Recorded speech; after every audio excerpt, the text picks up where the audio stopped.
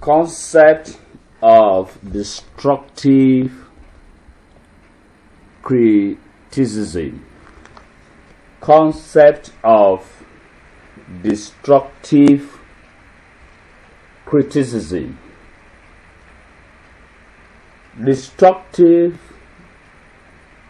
criticism will be examined, the dangers associated with it, and we shall also examine possible ways of reforming destructive criticism. And how does it compare with constructive criticism? Now let's look at the concept of destructive criticism. Constructive criticism is the negative feedback that is not considerate, that is inconsiderate in style and content,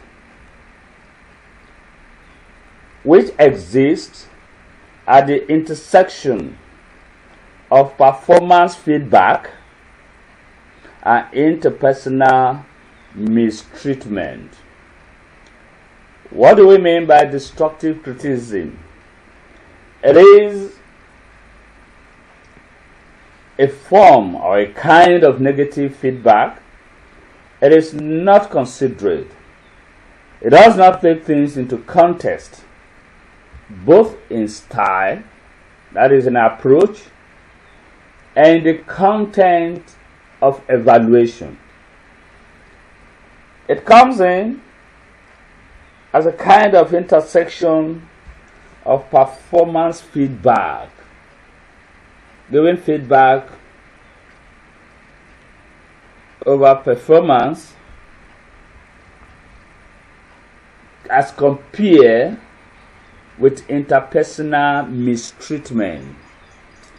Here is the possibility of engaging in interpersonal mistreatment. Here is the opportunity to give personal evaluation or feedback in between the privilege to give criticism is turned into a negative engagement. Being negative, being inconsiderate in style of criticism and the content of what is offered as criticism. And so it is destructive. In most cases, it aims at destroying personality rather than evaluating, studying, examining the content of a work. The approach is destructive. It is meant to destroy. It isn't aimed at building or examining in context and giving credible assessment and judgment over a work. This was what some scholars engaged in time past over biblical literature.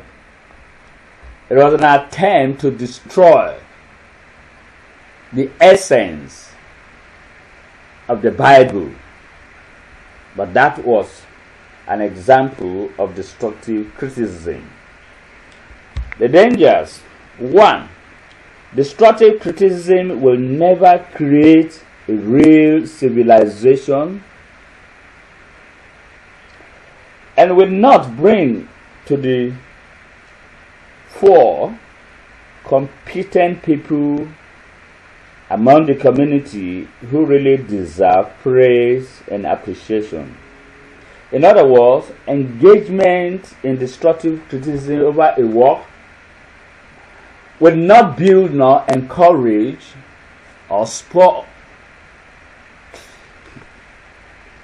credible individuals who should be competent and who are competent in any community, since they deserve praise and appreciation. Second danger, on the contrary, to what is obtainable when we engaged in constructive criticism, we find out that destructive criticism will contribute to the destruction of the community. This was part of the experience in some centuries past among scholars of the New Testament in particular. And so, the dangers are serious ones. And we shall consider how to reform destructive criticism. Fair and objective criticism should be based on scientific foundations and experience, talent, and practice in such a way that a good work should be studied, evaluated, appraised, and given appropriate commendation, while an inadequate job should be politely criticized. In other words, examining the strength of such a work, the weaknesses that can be identified in such a work, with the aim of pointing out the way forward. In this case, critics should identify the shortcomings and the ways of reforming any given work that is considered inadequate.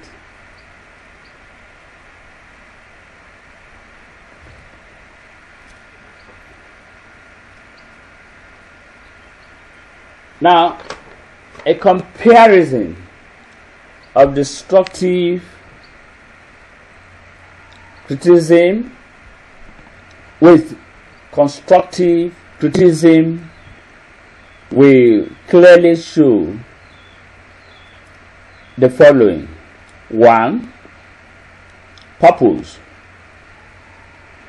The purpose of criticism, and constructive criticism in particular, is to build, is to encourage, after assessing a given literary work. On the other hand, the apparent purpose of destructive criticism in most cases is to find fault and destroy. Style. A comparison of destructive and constructive criticism in terms of style will equally show that in constructive criticism, an objective, time-tested methods are usually adopted, such as source criticism, textual criticism, redaction criticism, form criticism, rhetorical criticism. On the other hand, in terms of style, destructive criticism may or may not adopt any recognized method of scientific criticism. Rather, it turns to be a mere attack on the work or the author of the works. Thirdly, in terms of content, constructive criticism examines the value of a literary work, bringing out its strength, bringing out its so as to improve and encourage the development of the content. On the other hand, destructive criticism simply attack the works, literary works, perhaps with the aim of destroying the author of such works. In this unit, we've examined the concept of destructive criticism as a negative form of giving feedback that is inconsiderate in style and content. We noted some dangers associated with this approach. It is negative. It does not encourage competent people to grow in any given community. It denies people of appropriate praise and commendation over a literary work, and it does not contribute to community growth in literary work. On the other hand, we also mentioned that there should be a reform of destructive criticism, and this can be done by giving fair and objective criticism based on scientific foundations and experience in terms of purpose, style, and content. Thank you for listening.